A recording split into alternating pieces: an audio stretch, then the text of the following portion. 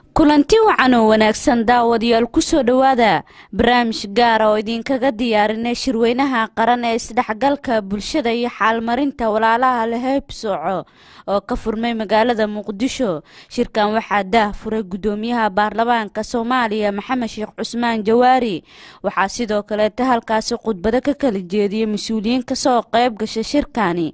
daawadayaal ku soo dhawaada mar kale iyo barnaamijkeennii gaarka ahaa. ayaa midna xoolo yeeshay midna xoolo la'aan ku dhacday qabiilka ay ka dhasheen oo ay ka wada dhasheen ayaa kii xoolaha lahaana waxay siinahayaan mowqif gaar iyo ixtiraam gaar ah kii aan xoolaha lahayna way ka fogeynahayaan talada iyo la tashiga. waabaan sacuudiga joogay dad baan wada deganayn nin waxaa jiray marka akhyaar oo oday ah oo doonta sacuudiga waagii hore la tagahayay qof guri ma kiraysan karin qabiil baa loo kiraysan jiray. anuu qabiilkayga guri ma lahayn marka qabiil kalean la degay oo dad aan isnaqaanoo fuleejaalo isla ahayn iyo qabiilkooda gurila baan la tegay. qabiilka had iyo jeer waxaa hogaaminahaya kuwa dhaqaalaha leh ee shaqeeya, kuwa baagamuudadana wax ma qabtaan turubkay ku cayaaraan. marka nin waxaa jira la hor dhaga weyne nin akhyaar ah oo caqli badan oo ra'yi keen awey turubkuna la cayaaraa. reerkiisa guriga leh ee guriga degan markay shirahayaan dhalinyaro yaryar oo baabuur wataa hogaaminaysa asaga looma yeero marka isagoo ugu odaysan looma yeero. marka waxaan dhahnaa war dhaga weyne reerkaagii waa shirahayaa u tag dadka. markaasuu leeyahay 2 sano ayaan baagamuuddo ahaa oona waxba bixin marka tala malihi laylama tashadu dhah. dhaga weyne marka wuxuu ka mid noqday dadkeennaan aan qabiilkaan la degan laakiin aan guriga waxba ka bixin talana waxba ku lahayn. waagii dambaa dhaga weyne shirkad Manilia la dhaho Talyaani oo jib dhisaysay ayuu shaqo ka helay. shaqadii markuu helay ayuu baabuur qallaabi u gatay, shirkadii uu ka kiriyay. baabuur kale uu gatay qallaabi shaqadii uu ka kiriyay shirkadii uu ka kiriyay. markaasaa waxaa la arkay dhaga weyne oo reerkii dhammaa ay daba ordahayaan oo ay leeyihiin dhaga weyne ay leeyihiin. sababtu maxay tahay? waa dhaqaalaha.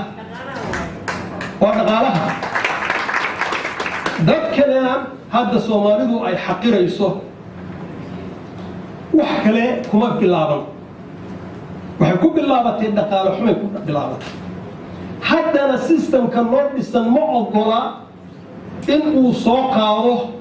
oo uu dareemo inay dhibaatadu ayna ahayn dhalasho ee ay dhibaatadu tahay dhaqaale inay tahay. waad ogsoontihiin dadka Afrikaanka ee madow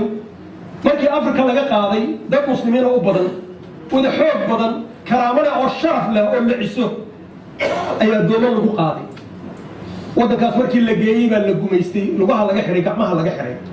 waa la adoonsaday, waa la dulleeyey. wax ma yeelan karin, hanti ma yeelan karin, waxba ma baran karin. buugta way qarsan jireen. qofkay ogaadaan inuu wax akhriyo markaas waa la ciqaabi jiray, ciqaab bay ahayd. waagii dambe waa dagaalameen, dad badan baa ku dhintay. way dagaalameen. markii dambe waa tii dadkii dagaalamahaya loo ogolaaday xuquuqdoodii tartiib. waxaa weeye waxa lagaa qaado ee lagugu dulmiyo kuma soo noqoto, maslaxad kuma soo noqoto, baryana kuma soo noqoto. waxaani ka jira waddankani ma aha wax diin shaqo ku leh, wax xiriir lala dhiigga iyo dhalashada iyo wadadhalashadana maaha. waxaa weeye wax laysku gumaystay dhaqaalihii iyo dhaqan foolxun laysku gumaystay wey. qabaa'ilada waaweyn qabiil ka mid ah kuwooda ka mid ah ee yaryarka ay sii gumaystaan xuquuq uma ogola. hadda siyaasaddan fiirino had iyo jeer qabaa'ilada waaweyn ayaa waxay qaadanahayaan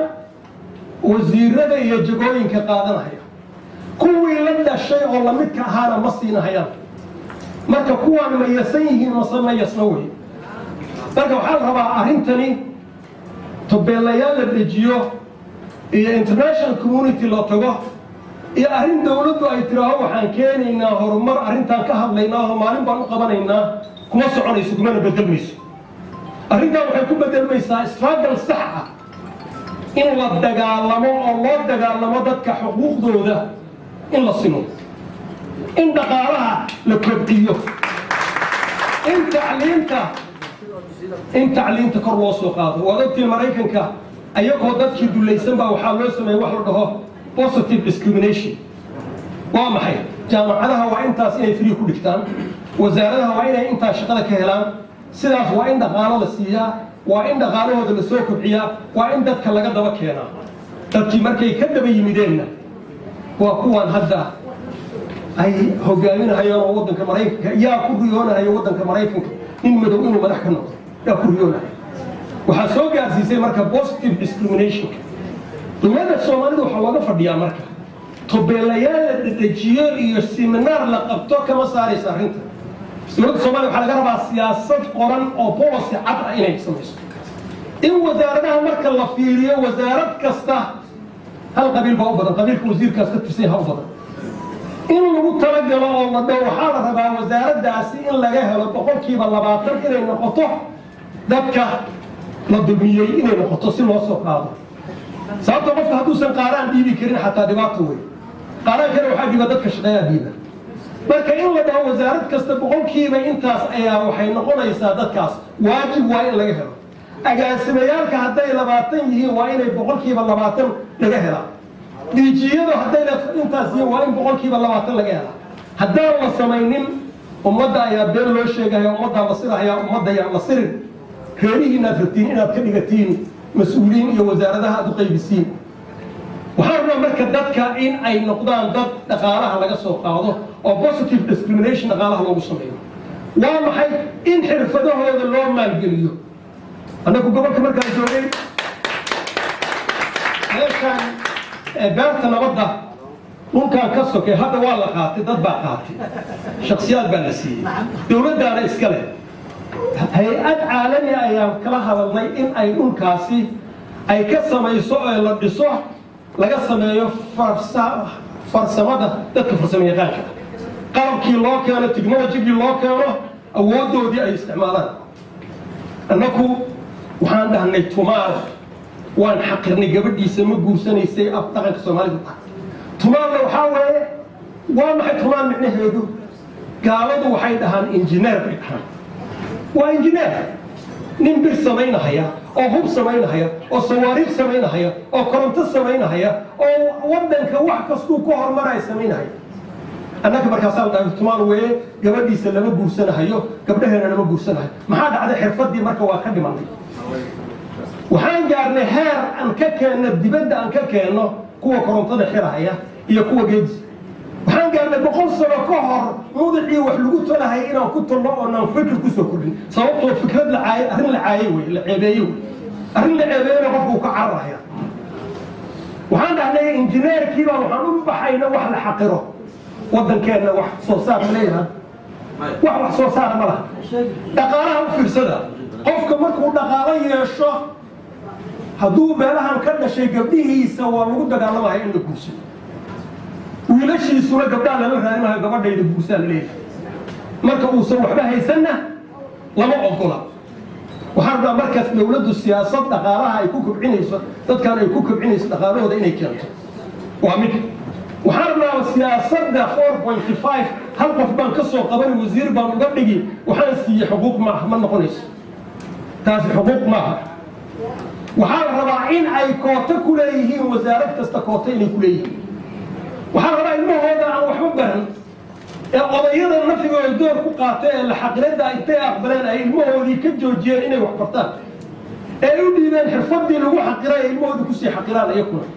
in la joojiyo ilmahooda ay iskuulaadka iyo jaamacadaha ay free kuna dhigtaan si loo soo qaado cilmigooda iyo maskaxdooda si loo soo qaado haddaan taasi la samaynin arrintaasi waxba kama jirto annagu waxaan leenahay marka dadka beelahan ka dhashay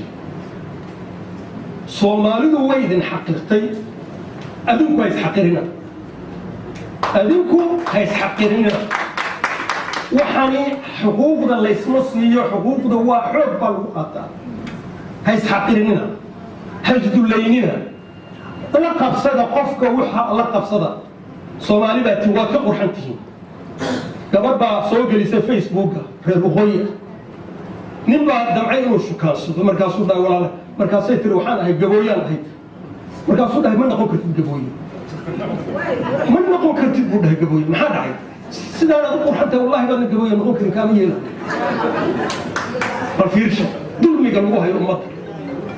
wallaahi markaan gobolka joogay mar baan idaacadda ka dhageystay waqooyiga in ay dhaheen haweenka hal xildhibaan bay ku leeyihiin hal xildhibaan bay ku leeyihiin waxaan dacay inaan dhaho soo guura 200 oo boos inta u qabto 200 oo boos inta u qabto inaan dhaho ka soo guura sababtoo meeshii lagugu dulmiyo meel la joogi kara maaha inay ka soo guuraan ay soo degaan dhulkaan ay soo degaan waxaan leenahay marka ummadda soomaaliyeed waxaan leenahay dowladda hadda dhalatay in ay arrintan serious u qaadato in arrintan serious u qaadato in ayna u qaadan wax maaragtay ku raaligeli dad iyo ayna noqon dhibaato jirta ee mujtamaceenna haysta waa cudur mujtamaceenna haysta wey cudurka mujtamaceenna haystana haddaanan daaweyn annagu nagu soo noqonaya qof nala dhashay oon isku dhiignahay sideen u xaqiri karnaa america marka la tago wiilka madow gabadha uu guursado waa okay ingiriiska jamaican gabadha uu guursado okay wey wiilka soomaaliga ee beelahaas ka dhashay waa la boodi waa la diidi suuragal miyaan caqli miyaan sheeko yar baan idinla qaybsanay nin waxaa jira qaraabadeenna waliba beesheena jufada ugaasyadu ka dhashay reer ugaas wey fiiri ugaasyadeenu ka dhashay isagoo yar oo baadiye ka yimid oo 12 jir ah ayuu wuxuu yimid buula burta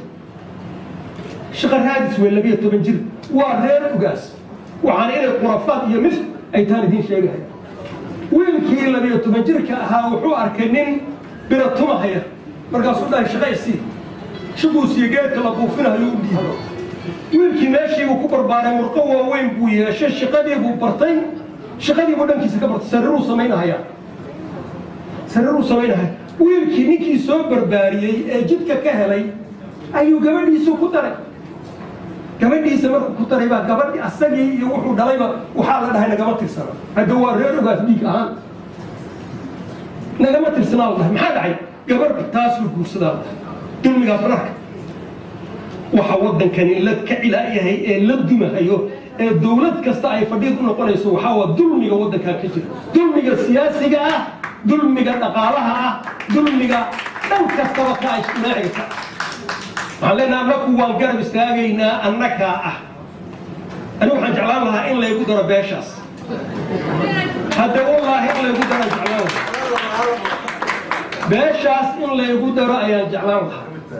sababtoo ah ama waxbaan gubi lahaa ama xuquuqdeedaa waa ogolaan lahaa labadaas kama dhaxayso waxaan leenahay arrintan dulmiga ha la diido diidada adinku diida waxaad leedahay organisation baad samaynaysiin waxaan ogahay xildhibaan yuusuf xayle arrin buu ila yimid yar simple xildhibaan yuusuf xayle waa taqaaniin maalin buu yimid wuxuu dhahay warniyahow mar kasta ma dacwoon karno waa nala xaqiray ma dhihi karno asbaabtaan ku xaqiranahay baan fahmay wuxuu dhahay waxbarasho ilmaheena wax ma barno wuxuu dhahay ilmaheen dhaqaale ma lihin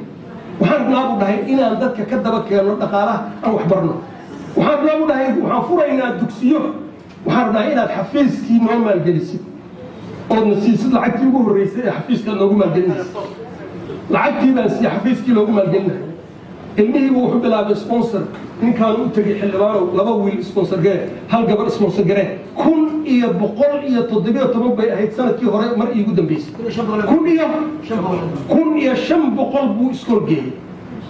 dowladdu marka jaamacadahan hadda la dhigto dhan waxaa lagu dhigtaa guryihii dowladda iyo iskoolaadka dowladda oo dhan baa lagu dhigtaa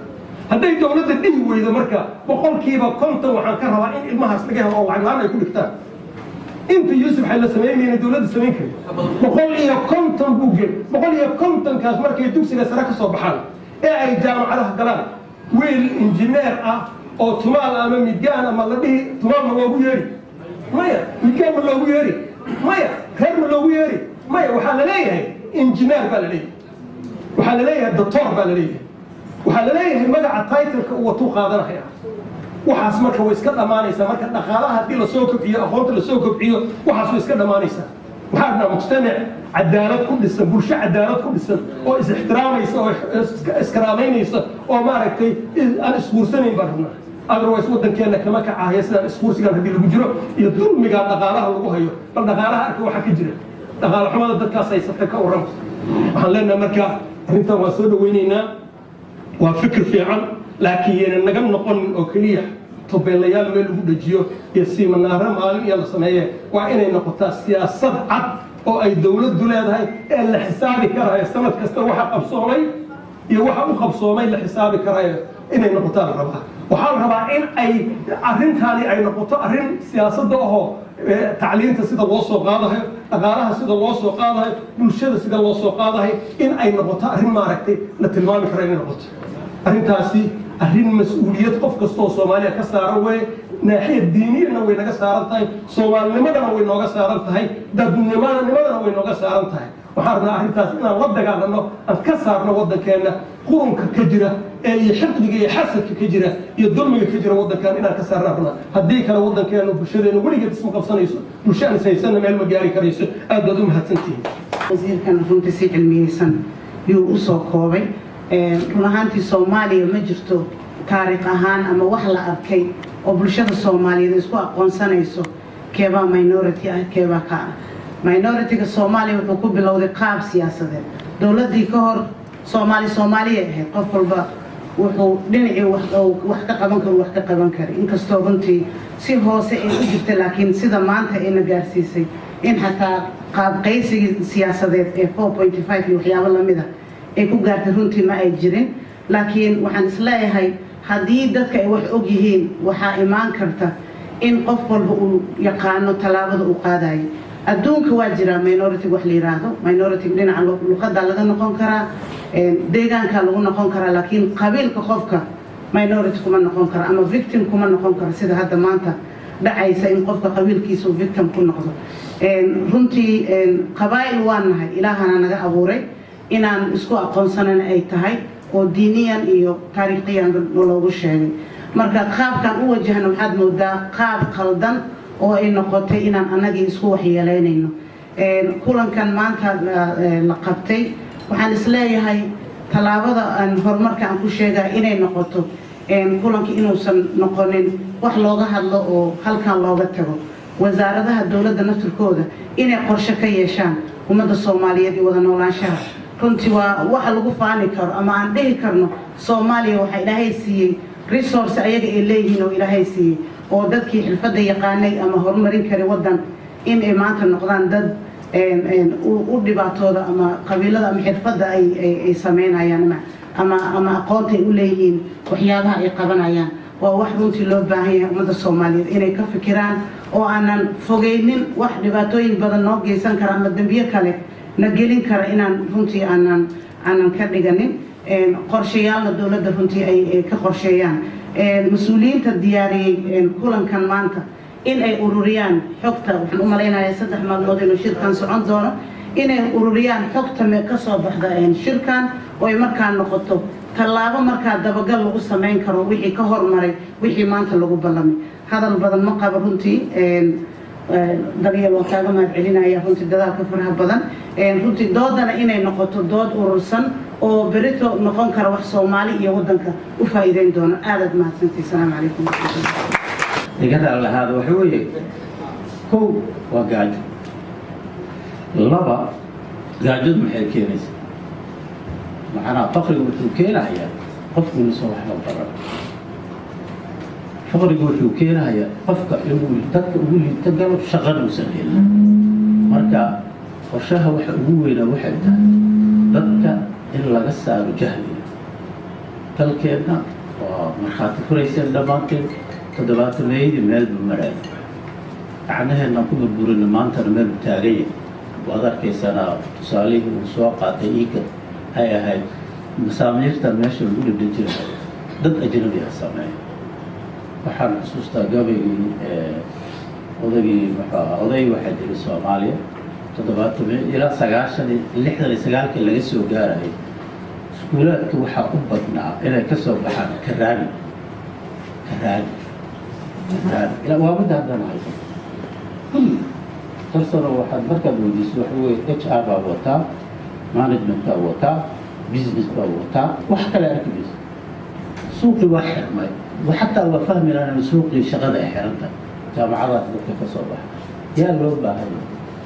waxaa loo baahaya tumaarkii waxaa loo baahaya kii harga sameynaya waxaa loo baahaya kii beerta falaya ayagiina maxaa la yidhi waa kuwa leeda waa lahayd soocan waxaa qabaa fikradda uu tarsan soo jeediyay dadkan farsamada macallimiinta kuwa injineerada ah anigu ma aqaan meel ay nasabdhiman ku noqdeen mana heli kartaa taariikh ahaan marka raadisa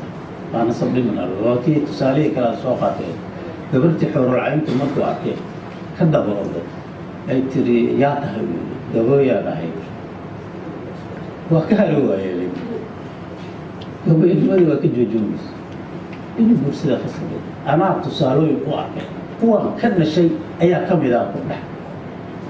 oo qoray la soo qaato waxaa samaadaan guursan kari waa guurs marka waa bani aadam gabar qurux badan inta taagan maxaa la reer hebel uguma tegi karto reer hebel marka ma jiro waa qoraba waxa la sameeyo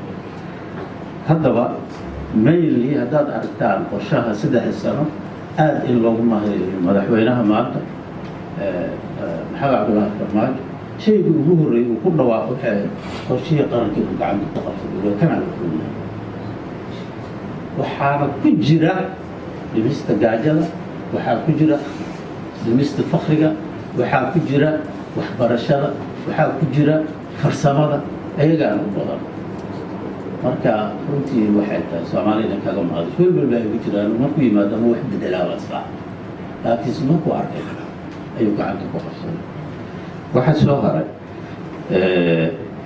adduunka hadaad aragtaa halka waxaa ku dhigan eray sustainable development goals wax la yidhahdo bilaash looguma soo dhigin meesha adduunka waa socda waxay dareemeen 192 dowladooda ku jira UN in dowladihii waaweynay aysan hore u sii socon karin haddii aan kuwa fakriga ah la soo qaado hal problemka waa arkaysa hadda waxaa ku dhacaya yurub ma arkaysaa Soomaal wax allaale wixii refugeeska ah dadkii IDPska dhalinyaradii baddaas ku daateen yurub ay galayeen marka yurub waa tartimi doontaa Soomaal markay arkeen arrintaa waxay la yimaadeen waxay yidhahdeen sustainable development goals no one should be left behind aan u malayna waa qoranka Soomaal qofna inuusan gadaal uga harin horumarka adduunka macnaa dowladahaas ka liita hoose inay qaadaan hore u qaadaan halkan waxaa ku jira marka Soomaaliya waxay ka tirsan tahay dowladaha ugu liita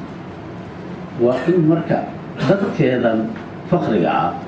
inta wax leh waa yar yihiin waa in iska daba keenaa qorshaha taasaa ku jira dadkan masaakiinta noqday dhaqaalaha aan lahayn ee aan lahayn waxbarashada aan lahayn in laga dabageeyo kuwa xoolaha badan kullay kama wada gaari karaan dhammaantood laakiin at least in la yareeyo gaabka u dhexeeya qofka aqoon la-aanta ah iyo qofka aqoonta leh in la isu soo dhoweyyo meel soo gaaro qofka aan laga tegin kan dhaqaalaha leh inuusan ka tegin aan laga tegin kan fakriga la nasiib wanaagga dambaanta wasaaradda maaliyadda la geeyey waana ku dadaali doonaa insha allahu tacaala arrintaas dadkii ugu horreeyay inay wax badan sheegeen laakiin 3 meelood aan u kala dhigo hadalkayga mid aan idhaahno xagga diinta aan ka hadalno dhinacna dhaqanka aan ka hadalno dhinacna aan idhaahno golaha shacabka oo codkii shacabka ah maxaa uu door ku leeyahay arrintan inuu wax ka qabto aan sidaa u galno haddii aan dhinaca diinta aan ka bilaabno rasuulka calayhi salaatu wassalaam wuxuu yidhi almuslimu akhu lmuslimi laa yudlimuhu walaa yakdiruhu walaa yaxqiruhu qofka muslimka ah qof kastoo muslim ah walaalkiisa ama walaasheed uma bannaana waa ka reeban tahay inuu dhagaro inuu xaqiro inuu dulmiyo marka haddii nabigii sidaas uu ku dardaarmay oo annakana aan yeeli weyno وأرهم يا رب عيسى إسلامي مدينة يا علامة سؤال جليس وأرهمها الأخرسون ما هذا وقال ونقطه وحافي عنا كل نقطه حديث كلا جاء قدسي الله سبحانه وتعالى ويريد يا عبادي إني حرمت الظلم على نفسي وجعلته محرما بينكم فلا تظالموا الله سبحانه وتعالى لفتي سوى أنا لفتي وحنسكو حكومي waa tahay daawadayaal barnaamijkan wuxuu idinkaga imaanaya xarunta TV uu ku leeyahay magaalada Muqdisho barnaamijku waxa soo saaray Xasan Maxamed Awees anigoo Hani Axmed ayaa idin tabinayay waa isla farsamadii Xasan Awees waa bahdii Jubbaland TV Muqdisho oo idin leh sidaas iyo nabadgelyo